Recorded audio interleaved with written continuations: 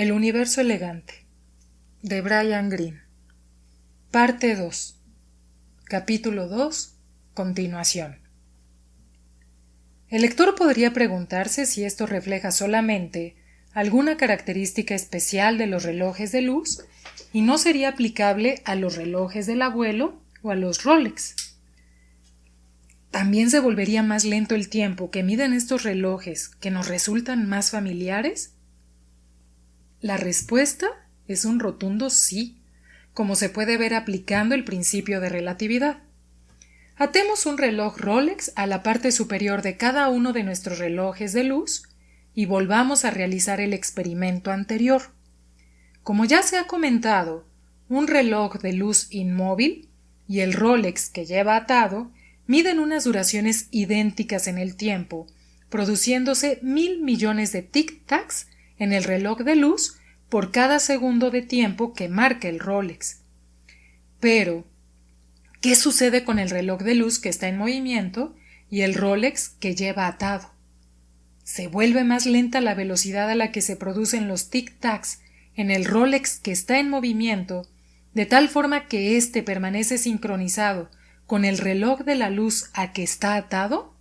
Bien, pues para forzar aún más la situación, supongamos que la combinación del reloj de luz y el Rolex se mueve porque está sujeta con tornillos al suelo de un compartimento de tren sin ventanas que se desliza sobre raíles perfectamente rectos y lisos a una velocidad constante. Por el principio de relatividad, no hay manera de que un observador situado en este tren detecte ningún efecto de su movimiento. Sin embargo, si el reloj de luz y el Rolex dejaran de estar sincronizados, el efecto sí que se notaría.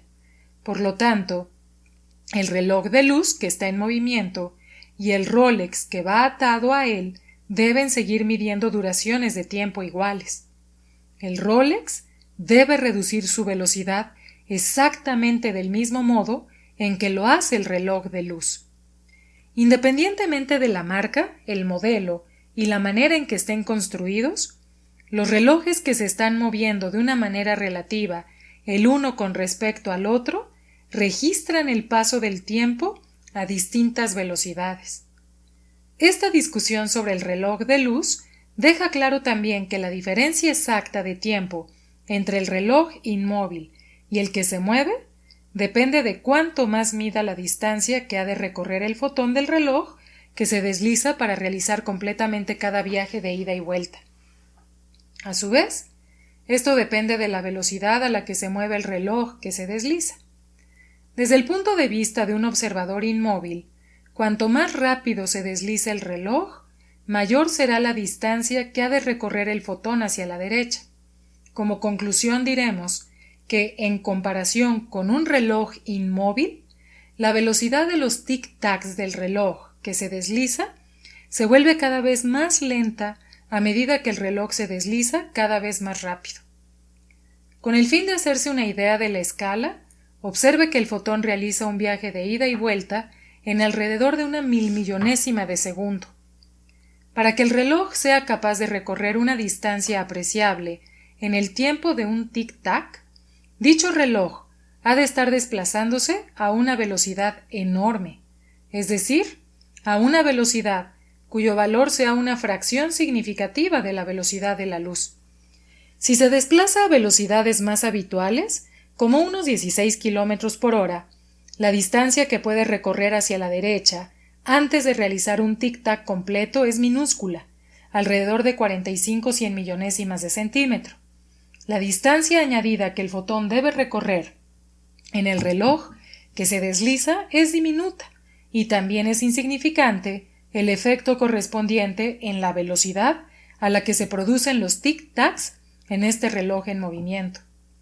Además, de nuevo, por el principio de relatividad, esto es cierto para todos los relojes, es decir, para el tiempo en general. Es la razón por la que los seres como nosotros, que nos desplazamos relativamente unos con respecto a otros a unas velocidades tan lentas, normalmente no somos conscientes de las distorsiones que se producen en el paso del tiempo. Los efectos, aunque están presentes con toda seguridad, son increíblemente pequeños. Por otra parte, si pudiéramos agarrar el reloj que se desliza y movernos con él, por ejemplo, a 3/4 partes de la velocidad de la luz, las fórmulas de la relatividad especial se podrían utilizar para demostrar que unos observadores inmóviles verían cómo nuestro reloj en movimiento hace tic-tac alrededor de 2/3 de la velocidad del de ellos. Un efecto significativo, desde luego. Vivir a la carrera. Hemos visto que el carácter constante de la velocidad de la luz implica que un reloj de luz en movimiento hace tic-tac más lentamente que un reloj de luz que esté inmóvil. Además, por el principio de relatividad, esto ha de ser cierto, no solo para los relojes de luz, sino también para cualquier reloj, y ha de ser cierto en general para el tiempo. El tiempo transcurre más lentamente para un individuo en movimiento que para un individuo que se encuentra en reposo. Si el razonamiento absolutamente sencillo que nos ha llevado a esta conclusión es correcto, entonces, ¿no tendríamos que, por ejemplo, poder vivir más tiempo estando en movimiento que permaneciendo inmóviles? Después de todo, si el tiempo transcurre más lentamente para un individuo en movimiento que para uno que está inmóvil, esta disparidad debería ser aplicable no solo al tiempo que miden los relojes, sino también al tiempo que se puede medir mediante los latidos del corazón y la decadencia de algunas partes del cuerpo. Esto es así, y ya se ha confirmado directamente, no para la esperanza de vida de los humanos, sino para ciertas partículas del microespacio, los muones. No obstante, existe una pega importante que nos impide proclamar el hallazgo de una nueva fuente de juventud. Cuando se encuentran en reposo en el laboratorio, los muones se desintegran mediante un proceso muy semejante a la desintegración radiactiva, en un promedio de tiempo de alrededor de 2 millonésimas de segundo.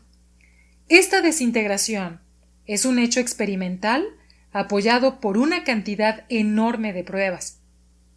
Es como si un muón pasara su vida con un revólver apuntando a su cabeza.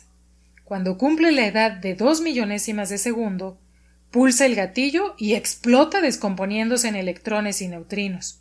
Pero, si estos muones no están en reposo en el laboratorio, sino que viajan a través de un aparato denominado acelerador de partículas que los impulsa hasta que casi alcanzan la velocidad de la luz, el promedio de su esperanza de vida, medido por los científicos en el laboratorio, aumenta drásticamente. Esto realmente sucede. A una velocidad de 298.168 kilómetros por segundo, alrededor del 99.5% de la velocidad de la luz, el tiempo de vida del muón se multiplica aproximadamente por 10. La explicación de esto, de acuerdo con la relatividad especial, es que los relojes de pulsera que llevan los muones hacen tic-tac mucho más lentamente que los relojes de laboratorio, por lo que mucho después de que los relojes de laboratorio digan que los muones tendrían que haber pulsado sus gatillos y explotado, los relojes de estos muones de movimiento rápido aún no han llegado a marcar su última hora.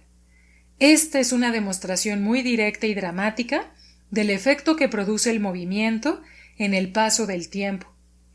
Si las personas pudieran moverse tan rápido como estos muones, su esperanza de vida aumentaría también multiplicándose por el mismo factor, con lo que en vez de vivir 70 años, vivirían 700 años. Ahora viene el truco. Aunque los observadores de laboratorio ven que los muones que se mueven rápidamente tienen una vida mucho más larga que la de sus hermanos inmóviles, esto se debe a que el tiempo transcurre más lentamente para los muones que están en movimiento. Esta reducción de la velocidad en el paso del tiempo no solo se produce en los relojes que llevan los muones, sino también en todas las actividades que éstos realicen. Por ejemplo, si un muón inmóvil puede leer 100 libros durante su corto periodo de existencia, su pariente de movimiento rápido solo podrá leer esos mismos 100 libros porque aunque parezca que vive durante más tiempo que el muón inmóvil, su velocidad de lectura, al igual que todo lo demás en su vida, también se vuelve más lenta. Desde la perspectiva de los experimentos de laboratorio, es como si el muón en movimiento estuviera viviendo su vida a cámara lenta. Desde este punto de vista, el muón en movimiento vivirá más tiempo que el muón inmóvil, pero la cantidad de vida que cualquier muón experimenta es exactamente la misma. En el caso de las personas que están en movimiento rápido, por supuesto es idéntica la conclusión a la que se llega, siendo la esperanza de vida de varios siglos. Desde la perspectiva de estas personas, se trata de lo habitual con respecto a la vida. Desde nuestra perspectiva, están viviendo la vida con un movimiento hiperlento y, por consiguiente, uno de sus ciclos de vida normales tarda en producirse una cantidad enorme de nuestro tiempo. Entonces, ¿quién se está moviendo? La relatividad del movimiento es, por una parte, la clave para comprender la teoría de Einstein y, al mismo tiempo, una fuente potencial de confusión. Probablemente el lector se ha dado cuenta de que invirtiendo las perspectivas se invierten también los papeles entre los muones en movimiento, cuyos relojes, como ya hemos dicho, funcionan lentamente, y los muones inmóviles. Del mismo modo que George y Gracie tenían el mismo derecho a afirmar que estaban inmóviles y que era el otro el que se movía, de los muones que hemos considerado en movimiento, se puede afirmar con toda la razón que desde su propio punto de vista no se están moviendo y que son los muones inmóviles los que se mueven en sentido contrario. Los argumentos que se han aportado pueden aplicarse a sí mismo correctamente desde esta perspectiva y nos conducirían a la conclusión aparentemente contraria de que los relojes de los muones que habíamos bautizado como inmóviles estaban atrasándose en comparación con los de los muones que habíamos considerado como muones en movimiento. Anteriormente, nos hemos encontrado con una situación, la ceremonia de la firma, con la bombilla eléctrica en la mesa, en la que los diferentes puntos de vista llevaban a resultados que parecían chocar entre sí completamente. En aquel caso, el razonamiento básico de la relatividad especial nos obligaba a descartar la tan arraigada idea de que todas las personas, independientemente de su estado de movimiento, coinciden en saber cuáles son los acontecimientos que suceden al mismo tiempo. Pero la incongruencia que vemos ahora parece más grave. ¿Cómo pueden dos observadores decir que es el reloj del otro el que se atrasa? Lo que es más serio aún, las perspectivas diferentes, pero igualmente válidas, de los muones parecen llevarnos a la conclusión de que cada grupo afirmará, tajantemente pero con tristeza, que ellos serán los primeros en morir. Estamos descubriendo que el mundo puede tener ciertas características inesperadamente extrañas, pero sería de esperar que no entrara en el terreno del absurdo lógico. Entonces, ¿qué es lo que está pasando? Como sucede con todas las paradojas aparentes que surgen a partir de la relatividad especial, examinándolos más a fondo, estos dilemas lógicos se resuelven revelando nuevos aspectos relativos al funcionamiento del universo. Para no seguir dando un carácter antropomórfico a las cosas, dejemos el asunto de los muones y volvamos al de George y Gracie, que ahora, además de sus luces intermitentes, tienen unos relojes digitales luminosos en sus trajes espaciales. Desde la perspectiva de George, él se encuentra inmóvil, mientras que Gracie, con su luz verde intermitente y su gran reloj digital, aparece en la distancia y pasa por su lado en la oscuridad del espacio vacío. George observa que el reloj de Gracie se atrasa en comparación con el suyo, con una tasa de disminución de la velocidad del reloj que depende de lo rápido que pasen el uno al lado del otro. Si fuera un poquito más astuto, percibiría también que además del paso del tiempo en el reloj de Gracie, todo lo que se refiere a ella, el modo en que saluda al pasar, la velocidad a la que parpadea, etc., sucede a cámara lenta. Desde la perspectiva de Gracie, se pueden hacer exactamente las mismas observaciones con respecto a George. Aunque esto resulte aparentemente paradójico, intentemos describir con precisión un experimento que pondrá de manifiesto un absurdo lógico. La posibilidad más sencilla es organizar las cosas de tal manera que cuando George y Gracie pasen uno al lado del otro, ambos ajusten sus relojes de forma que indiquen las 12. A medida que se alejan, cada uno de ellos dirá que el reloj del otro funciona con mayor lentitud que el reloj propio. Para confrontar esta disparidad directamente, George y Gracie deben reunirse y comparar el tiempo que ha transcurrido en sus relojes. ¿Pero cómo pueden hacerlo? Bueno, George tiene un propulsor que puede utilizar para, desde su punto de vista, alcanzar a Gracie. Sin embargo, si lo hace, la simetría de sus dos perspectivas, que es la causa de la aparente paradoja, se rompe, puesto que George se habrá sometido a un movimiento acelerado, es decir, un movimiento que ya no es independiente de cualquier fuerza. Cuando se reúnen de esta manera, habrá transcurrido menos tiempo en el reloj de George, que ahora sí puede decir que estaba en movimiento, porque ha podido notarlo. Entonces, los puntos de vista de George y Gracie no estarán ya en pie de igualdad.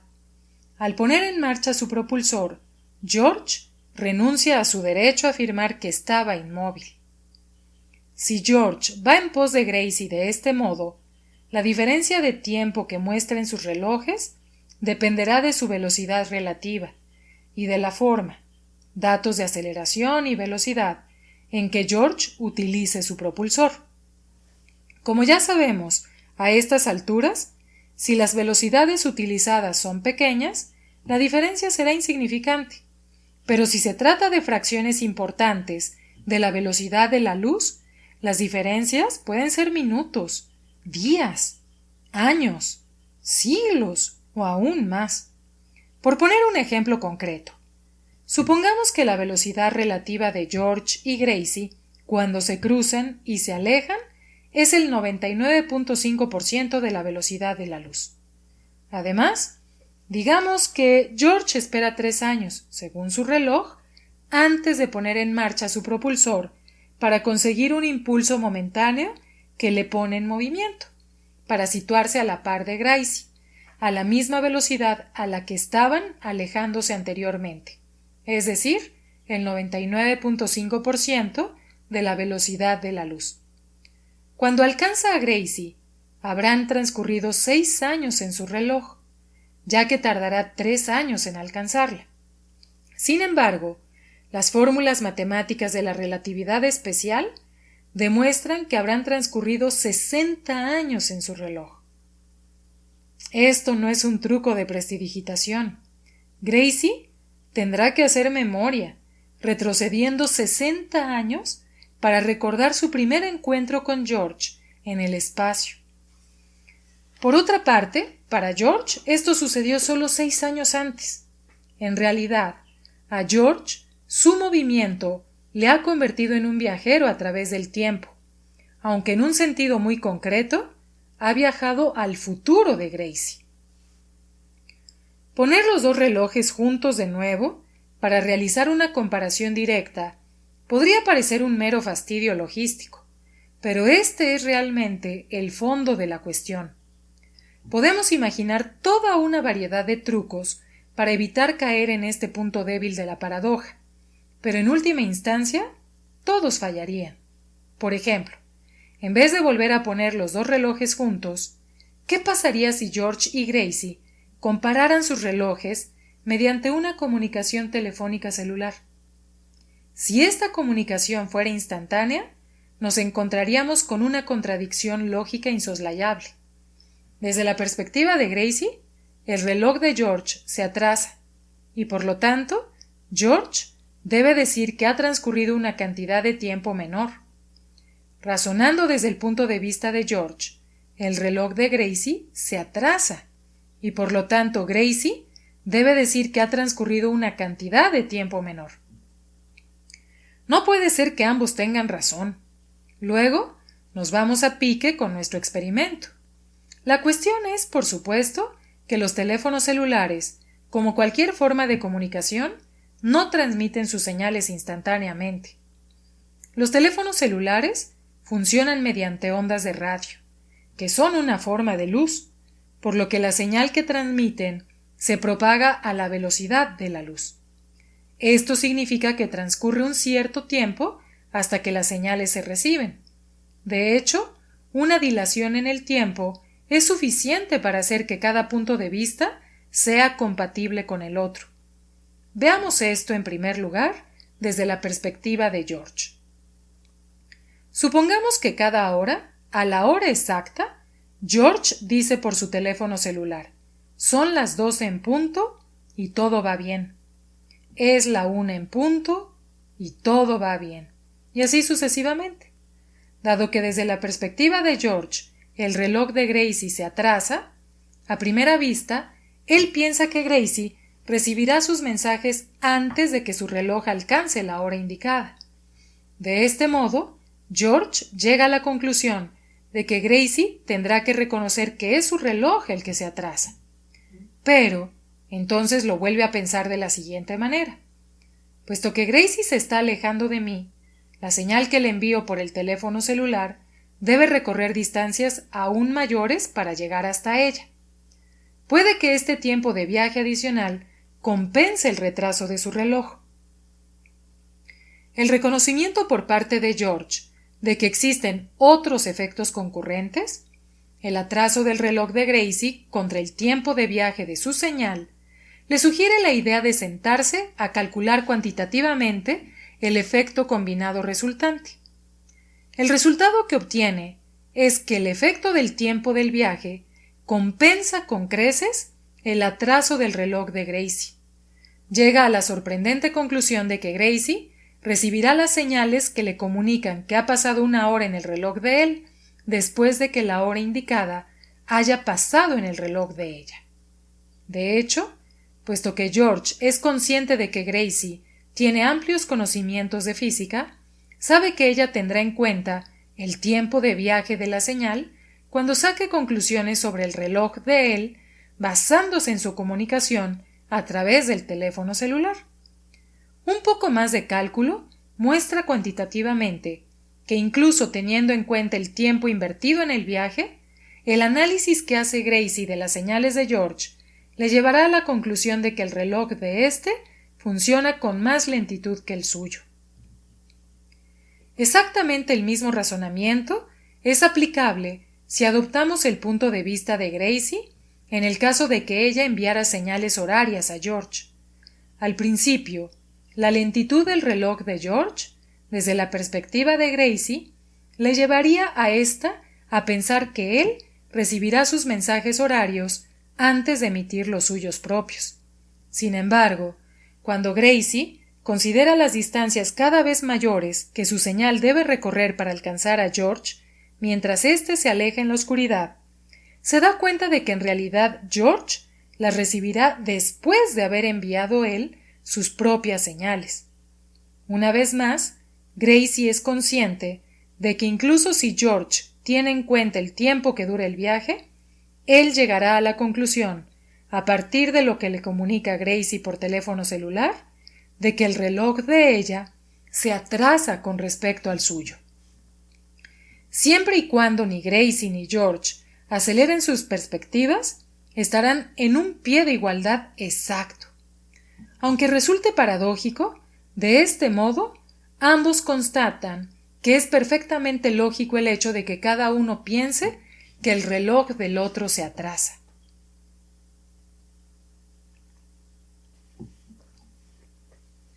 El efecto del movimiento en el espacio. La discusión anterior pone de manifiesto que los observadores ven que los relojes en movimiento funcionan más lentamente que los suyos propios, es decir, el tiempo se ve afectado por el movimiento. Solo falta un paso para ver que el movimiento tiene un efecto igual de impresionante en el espacio. Volvamos al caso de Slim y Jim en la pista de carreras. Cuando el coche aún estaba en la exposición del concesionario, como ya dijimos, Slim había medido cuidadosamente la longitud de su nuevo coche con una cinta métrica. Cuando Slim circula por la pista de carreras, Jim no puede utilizar este procedimiento para medir la longitud del coche, por lo que ha de proceder de una manera indirecta. Uno de los métodos posibles, como ya hemos indicado anteriormente, es el siguiente. Jim pone en marcha su cronómetro justo cuando el paragolpes delantero del coche llega al lugar donde él se encuentra, y lo para justo cuando el paragolpes trasero pasa por delante de él.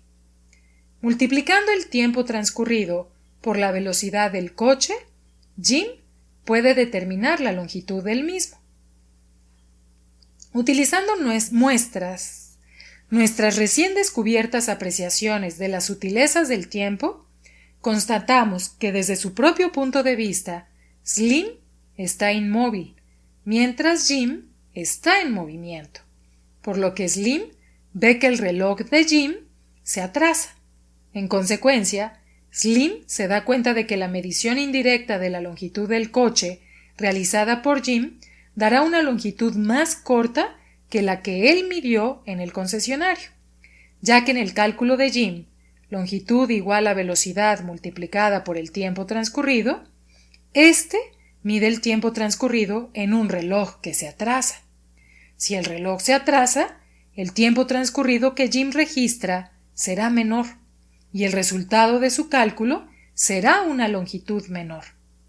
De esta manera, Jim constata que la longitud del coche de Slim, cuando está en movimiento, es menor que cuando se mide estando el coche parado.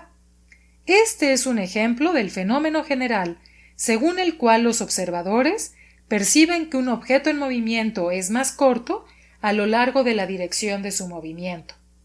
Por ejemplo, las ecuaciones de la relatividad especial demuestran que si un objeto se mueve a aproximadamente un 98% de la velocidad de la luz, un observador inmóvil lo verá un 80% más corto que si el objeto estuviera parado.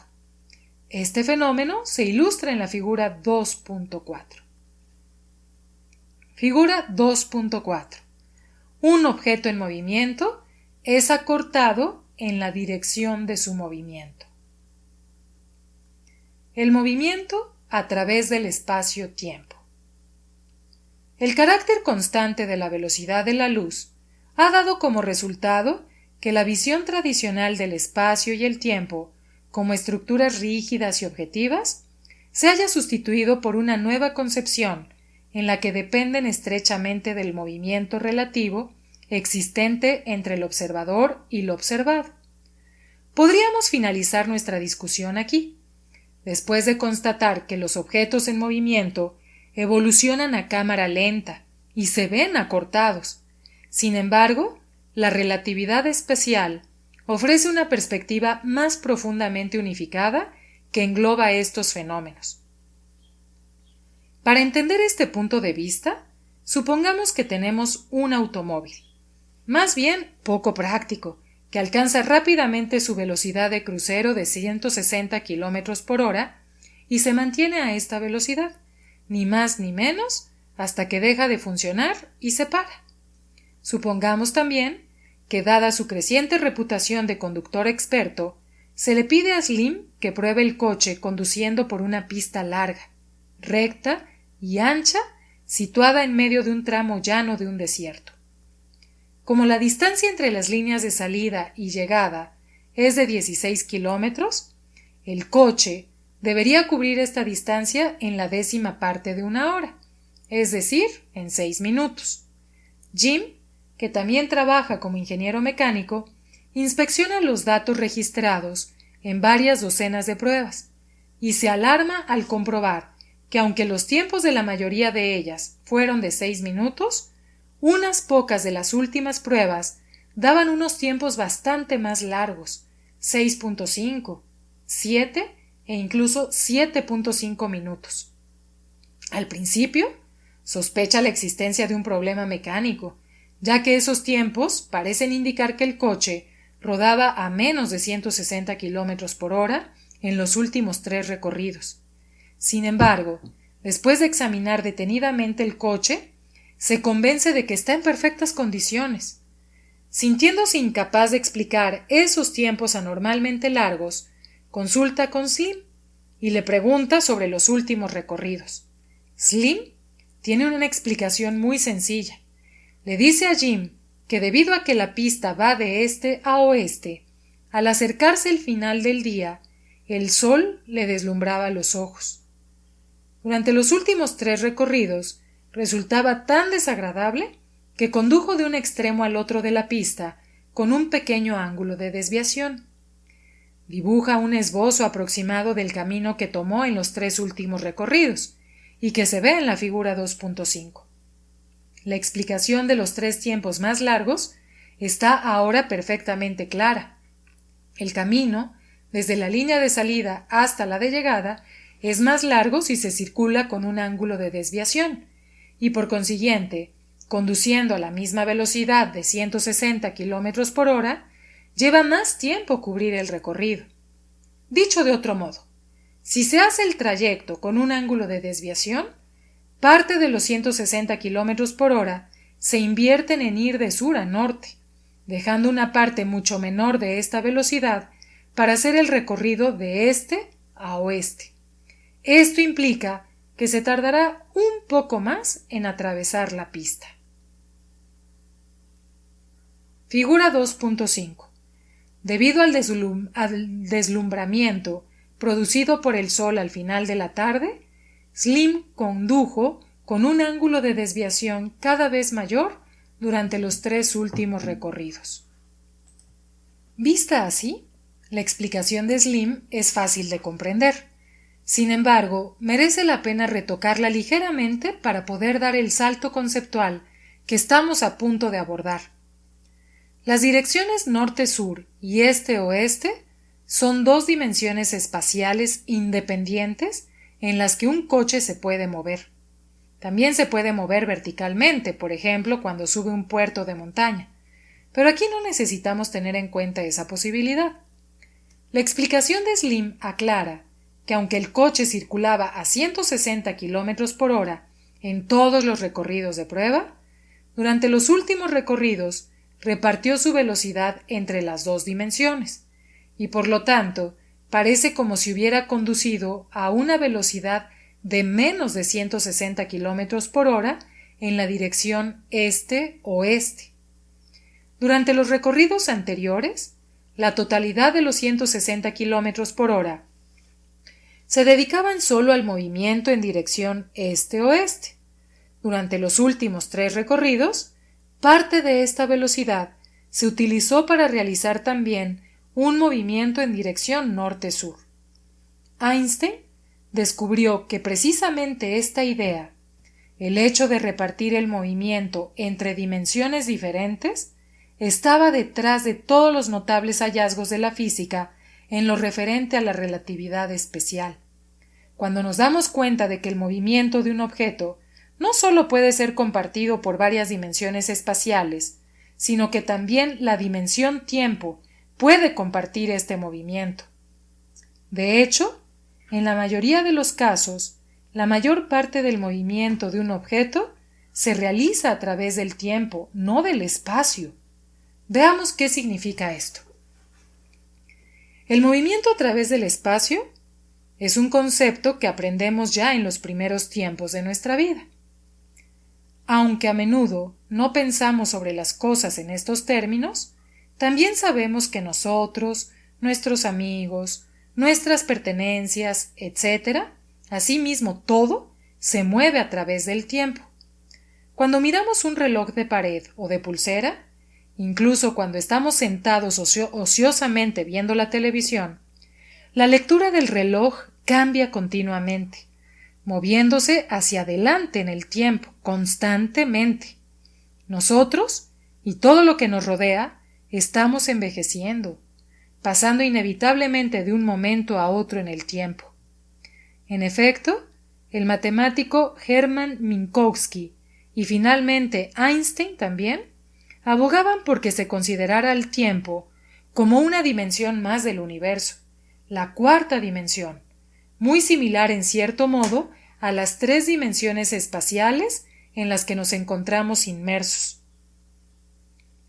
Aunque suene abstracto, el concepto del tiempo como una dimensión es realmente concreto.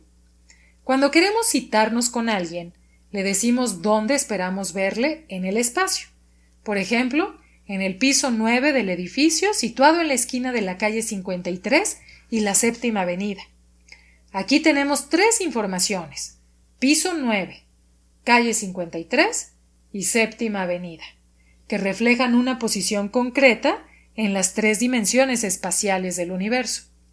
Sin embargo, es igualmente importante que especifiquemos cuándo esperamos encontrarnos con esa o esas personas. Por ejemplo, a las 3. Este dato nos indica en qué lugar del tiempo se producirá nuestro encuentro. Por lo tanto, los sucesos se especifican dando la información mediante 4 datos, 3 relativos al espacio y 1 sobre el tiempo. Se dice que tales datos especifican la ubicación del suceso en el espacio y en el tiempo, o abreviadamente en el espacio-tiempo. En este sentido, el tiempo es otra dimensión. Dado que desde este punto de vista se afirma que el espacio y el tiempo son sencillamente distintos ejemplos de dimensiones, ¿podemos hablar de la velocidad de un objeto a través del tiempo de un modo similar al concepto de su velocidad a través del espacio? Sí, podemos.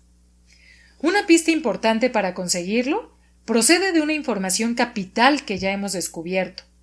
Cuando un objeto se mueve a través del espacio en un movimiento relativo a nosotros, su reloj se atrasa si lo comparamos con el nuestro. Es decir, la velocidad de su movimiento a través del tiempo se vuelve más lenta. Aquí está el obstáculo. Einstein afirmó que cualquier objeto del universo está siempre viajando a través del espacio-tiempo a una velocidad fija, la de la luz. Esta idea resulta extraña. Estamos acostumbrados a pensar que los objetos viajan a velocidades considerablemente menores que la de la luz. Hemos puesto el énfasis repetidas veces en esto, considerándolo como la razón por la cual los efectos de la relatividad son tan desconocidos en la vida cotidiana. Todo esto es verdad. En este momento estamos hablando de la velocidad combinada de un objeto a través del conjunto de las 4 dimensiones, 3 dimensiones espaciales y una temporal. Y precisamente en este sentido de generalización es donde la velocidad del objeto es igual a la velocidad de la luz. Para una comprensión más amplia de todo esto, y para poner de manifiesto su importancia, observamos que, como en el caso discutido anteriormente, del poco práctico automóvil que tenía una velocidad, esta única velocidad fija puede repartirse entre las diferentes dimensiones, es decir, las del espacio y el tiempo. Si un objeto está inmóvil, con relación a nosotros, y en consecuencia no se mueve en absoluto a través del espacio, entonces, igual que sucedía en los primeros recorridos del coche, todo el movimiento del objeto se utiliza para viajar a través de una sola dimensión, en este caso, la dimensión del tiempo. Además, todos los objetos que están inmóviles en relación con nosotros y también entre ellos mismos se mueven a través del tiempo, envejecen, a exactamente la misma velocidad o con la misma rapidez. Sin embargo, si un objeto se mueve a través del espacio, esto significa que una parte del movimiento previo a través del tiempo ha de desviarse, al igual que el coche que circulaba con un cierto ángulo de desviación. Este reparto del movimiento implica que el objeto viajará a través del tiempo más lentamente que los otros objetos que están inmóviles, ya que ahora utiliza parte de su movimiento para moverse a través del espacio. Es decir, su reloj funcionará más lentamente si se mueve a través del espacio. Esto es exactamente lo que habíamos observado antes. Ahora vemos que el tiempo transcurre más despacio cuando un objeto se mueve con respecto a nosotros, porque desvía parte de su movimiento a través del tiempo para convertirlo en un movimiento a través del espacio. La velocidad de un objeto a través del espacio es, por lo tanto, meramente un reflejo de la cantidad que se desvía de su movimiento a través del tiempo. También vemos que en este marco está implícito el hecho de que existe un límite para la velocidad espacial de un objeto. La velocidad máxima a través del espacio se produce si todo el movimiento de un objeto a través del tiempo se desvía para convertirlo en movimiento a través del espacio. Esto sucede cuando todo su movimiento previo a la velocidad de la luz a través del tiempo se desvía para convertirse en movimiento a la velocidad de la luz a través del espacio. Pero, una vez que se ha agotado todo su movimiento a través del tiempo, esta es la velocidad más rápida a través del espacio que el objeto, cualquier objeto, puede posiblemente alcanzar. Es un caso análogo al de nuestro coche si las pruebas lo condujeran directamente en dirección norte-sur. Del mismo modo que el coche no le quedaría nada de velocidad para realizar un movimiento en la dirección este-oeste, a algo que se desplazara a la velocidad de la luz a través del espacio, no le quedaría velocidad para moverse a través del tiempo. Por lo tanto, la luz no envejece. Un fotón que emergió del Big Bang tiene actualmente la misma edad que tenía entonces. A la velocidad de la luz no existe el paso del tiempo. Madre. ¿Qué sucede con energía es igual a mc al cuadrado? Aunque Einstein no propuso que su teoría se llamara teoría de la relatividad, en vez de esto sugirió el nombre de teoría de la invariabilidad para reflejar el carácter invariable de la velocidad de la luz, entre otras cosas, el significado de la expresión está claro ahora. La obra de Einstein demostró que conceptos tales como espacio y tiempo, que anteriormente parecían estar separados y ser absolutos, en realidad están entrelazados y son relativos. Einstein demostró además que otras propiedades físicas del universo, sorprendentemente, también están interrelacionadas. La más famosa de sus fórmulas constituye uno de los ejemplos más importantes. En ella, Einstein afirmaba que la energía E de un objeto y su masa m no son conceptos independientes. Podemos determinar la energía a partir de la masa del objeto, multiplicando ésta 2 veces por la velocidad de la luz, o sea, por c al cuadrado. O podemos determinar la masa conociendo su energía, dividiendo esta última 2 veces por la velocidad de la luz. En otras palabras, la energía y la masa, como los dólares y los euros, son divisas convertibles.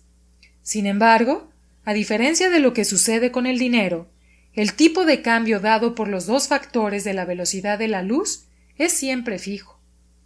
Dado que este tipo de cambio es tan grande, c al cuadrado es una cantidad considerable, una masa pequeña llega a producir una cantidad enormemente grande de energía. En Hiroshima se utilizó como arma el devastador poder destructivo obtenido de la conversión en energía de menos del 1% de 900 gramos de uranio. Algún día, en centrales energéticas de fusión nuclear, podremos utilizar productivamente la fórmula de Einstein para satisfacer la energía de todo el mundo con nuestra inagotable provisión de agua de mar. Teniendo en cuenta los conceptos que hemos puesto de relieve en este capítulo, la fórmula de Einstein nos da la explicación más concreta del hecho fundamental de que nada puede viajar a una velocidad mayor que la de la luz. Quizás se pregunte el lector, ¿por qué no podemos tomar algún objeto? Por ejemplo, un muón, que un acelerador de partículas haya impulsado hasta conseguir que se mueva a 298.168 kilómetros por segundo, el 99.5% de la velocidad de la luz, y empujarlo un poco más, consiguiendo que vaya al 99.9% de la velocidad de la luz, y entonces empujarlo realmente un poco más, para hacer que cruce la barrera de la velocidad de la luz. La fórmula de Einstein explica por qué esos esfuerzos nunca tendrán éxito. Cuanto más rápido se mueve un objeto, más energía tiene. Y a partir de la fórmula de Einstein, vemos que cuanto más energía tiene un objeto, más masa posee. Por ejemplo, los muones, que se desplacen al 99.9% de la velocidad de la luz, pesan mucho más que los muones inmóviles. De hecho, la verdad es que se vuelven 22 veces más pesados. Las masas que se indican en la tabla 1.1 se refieren a partículas inmóviles. Pero, cuanto más masa tiene un objeto, más difícil es incrementar su velocidad. Una cosa es empujar a un niño que va en una bicicleta, pero empujar un camión Mack es algo muy diferente. Así, a medida que un muón se mueve más rápido, se hace cada vez más difícil aumentar aún más su velocidad. Cuando se desplaza a un 99.999% de la velocidad de la luz, la masa de un muón se multiplica por 224. A un 99.99999999% de la velocidad de la luz, se multiplica por un factor que es más de 70.000. Como la masa del muón aumenta sin límite a medida que su velocidad se aproxima a la de la luz, sería necesario un impulso dado con una cantidad infinita de energía para alcanzar o superar la barrera de la velocidad de la luz. Por supuesto, esto es imposible, y en consecuencia, ningún objeto puede moverse más rápido que la luz. Como veremos en el próximo capítulo, esta conclusión prepara el terreno para el segundo conflicto importante al que se ha enfrentado la física durante el pasado siglo, y finalmente socava los cimientos de otra teoría venerable y querida, la teoría universal de la gravedad de Newton.